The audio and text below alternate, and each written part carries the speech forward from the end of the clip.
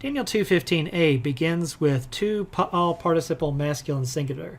He answered and said, and it happens to be Daniel who's answering and speaking, and he's speaking to Arioch, who we've already encountered. And Arioch is described with this word, which has the Comet's Aleph ending.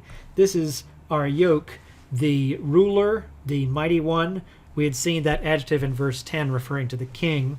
Here we have of the king, bringing us up to the Zakev Katon. And then next, this expression is interesting. It actually appears in biblical Hebrew a few times as well, but just not as often as lama, for why. So same meaning here, why. Why is the decree, and here we have a participle. And we know it's a participle because of the mem prefix. What kind of participle? It's a hafel. And then finally, we have a Comet's Hay ending. So altogether, that's telling us that this is a hafel participle feminine singular. And why is it feminine singular? Well, because dot is feminine. And this is just only going to show up 2 times in Daniel, in hafel and aphel. And it looks like a stative, the idea of being severe or being harsh.